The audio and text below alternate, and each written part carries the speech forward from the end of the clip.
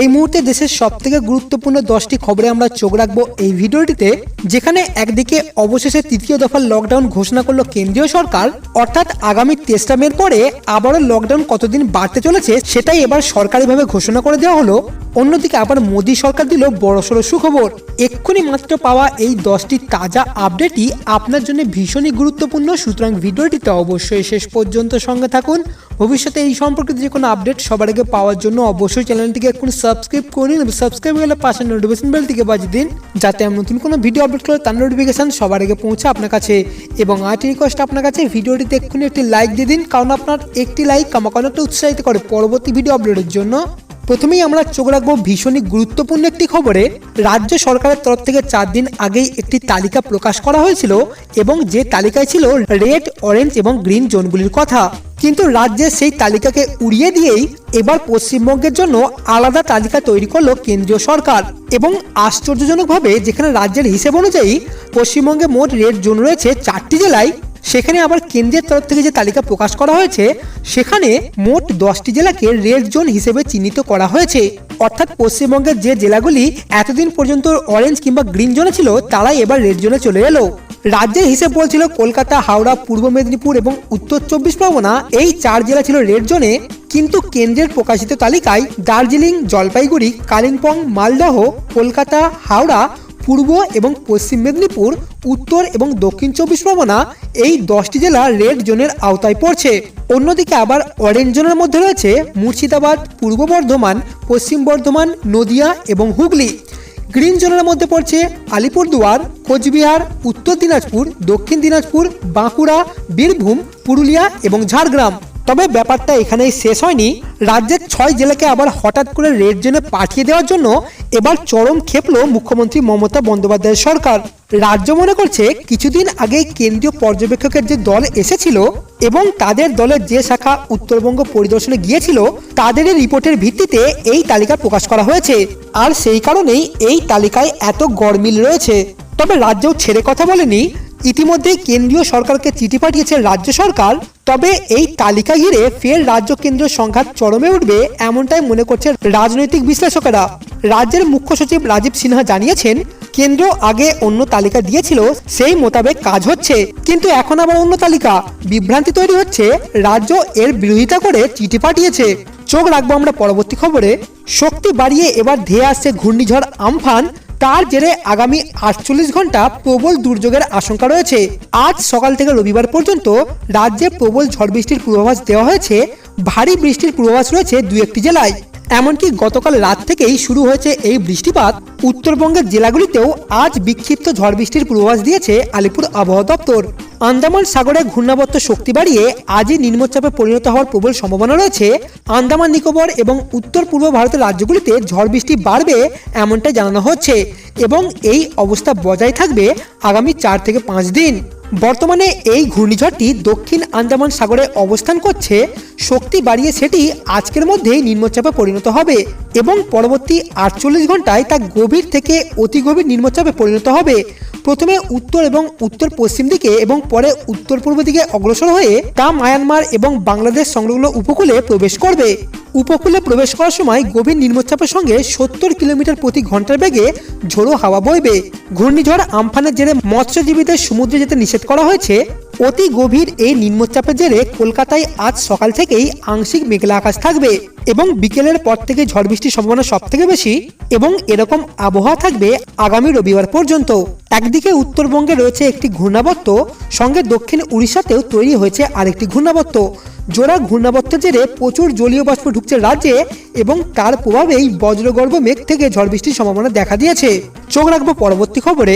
এবার রাজ্যের রেশন ব্যবস্থা নিয়ে কড়া হুঁশিয়ারি দিল মুখ্যমন্ত্রী মমতা বন্দ্যোপাধ্যায় সরকার। অর্থাৎ রেশন নিয়ে আরো কড়া হলো রাজ্য। রেশন নিয়ে রাজনীতি হচ্ছে, এরকম চললে রেশন দোকান বন্ধ করে দেওয়া হতে পারে। গতকাল নবান্নে উচ্চ পর্যায়ের কমিটির বৈঠকে এমনই সিদ্ধান্ত নেওয়া হয়েছে রাজ্য সরকারের তরফ থেকে। অভিযোগ, কয়েকটা রেশন দোকানের রাজনীতি করা হচ্ছে, নেতারা রেশন দিতে বাধা দিচ্ছেন, মানুষ রেশন পরিষেবা ঠিকমতো পাচ্ছেন না। নবান্নে এই রিপোর্ট পৌঁছাতেই ক্ষুব্ধ হয় সরকার। এদিন উচ্চ বৈঠকের পর্যায়ে তাই মিলল কড়া ব্যবস্থা নেওয়ার হুঁশিয়ারি। নবান্ন সূত্রে খবর, যেখানে রাজনৈতিক নেতারা পরিষেবা দিতে বাধা দান করবেন সেখানে রেশন দোকান বন্ধ করে দেওয়া হবে।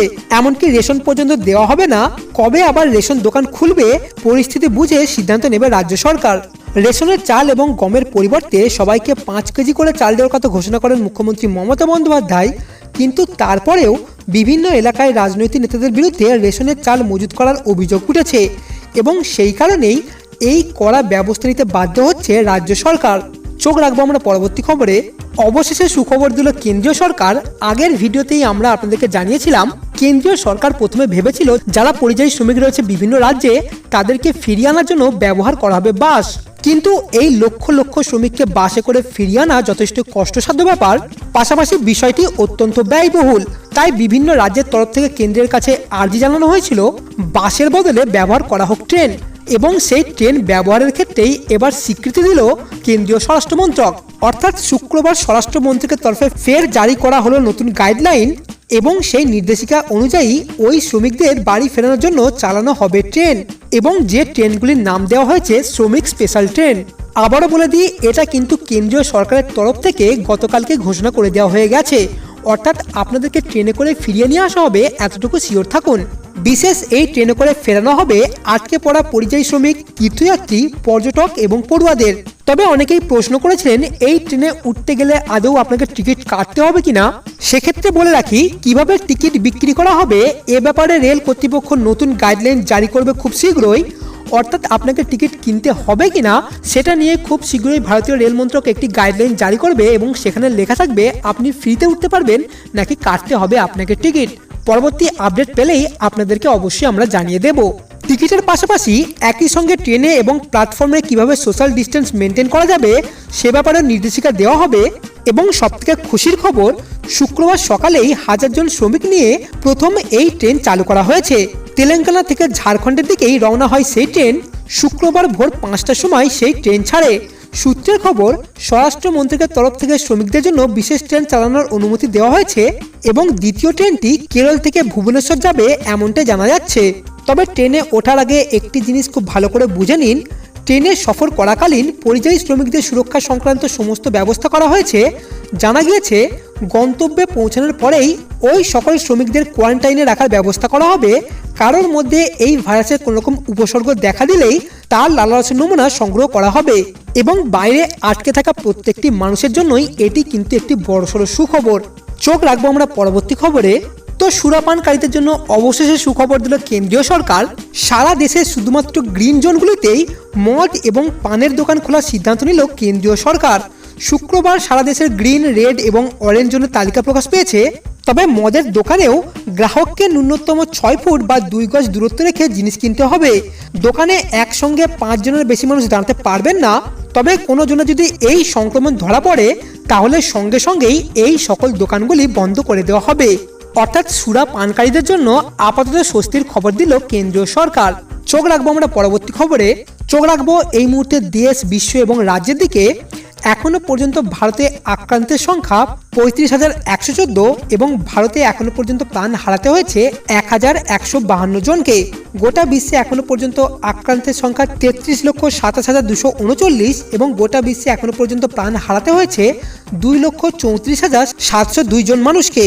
এবং শেষ পাওয়া খবর অনুযায়ী এখনো পর্যন্ত পশ্চিমবঙ্গে আক্রান্তের সংখ্যা রয়েছে 795 জন এবং পশ্চিমবঙ্গে এখনো পর্যন্ত প্রাণ হারাতে হয়েছে মোট 33 জনকে।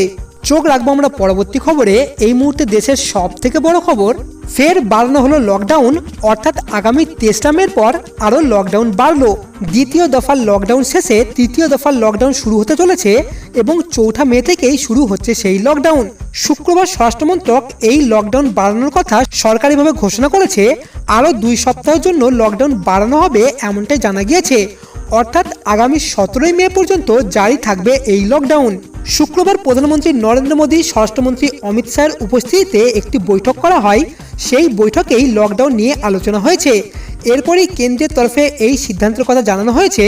যদিও পরবর্তী অর্থাৎ তৃতীয় দফার লকডাউনের জন্য কিছু গাইডলাইন জারি করবে কেন্দ্রীয় সরকার এবং তৃতীয় দফার লকডাউনে কি কি বন্ধ থাকবে এবং কি কি খোলা হতে চলেছে সেগুলি আমরা পরবর্তী ভিডিওতেই আপনাদেরকে জানিয়ে দেব। তবে তারই মধ্যে কিছু আভাস দিয়ে রাখি আপনাদের। কেন্দ্রের নির্দেশিকায় বলা হয়েছে red zone, hotspot green zone বা অরেঞ্জ জোনের ক্ষেত্রে নিয়মের কিছু ফারাক থাকবে, অর্থাৎ তৃতীয় দফার লকডাউনে গ্রিন এবং অরেঞ্জ জোনে কিছুটা নিয়ম শিথিল করা হবে। তবে তৃতীয় দফার লকডাউনেও সাধারণ মানুষদের জন্য রেল পরিষেবা বন্ধ থাকবে। বন্ধ থাকবে সমস্ত স্কুল, কলেজ এবং সমস্ত ইনস্টিটিউট, কোনো ধরনের জমায়েত করা যাবে না। অন্যদিকে আবার তৃতীয় দফার লকডাউনে রেড জোনগুলিতে আরও করা হচ্ছে লকডাউন। যেমন রেড জোনগুলিতে সাইকেল, অটো কিংবা ট্যাক্সি এগুলি সম্পূর্ণরূপে বন্ধ রাখতে হবে এবং সবকটি জোনেই সেলুন বা স্পা সম্পূর্ণরূপে বন্ধ রাখতে হবে। পরবর্তী ভিডিওতেই আমরা এই বিষয়ে বিস্তারিত তথ্য জানিয়ে দেব, সুতরাং চোখ রাখুন অবশ্যই পরবর্তী ভিডিওতে।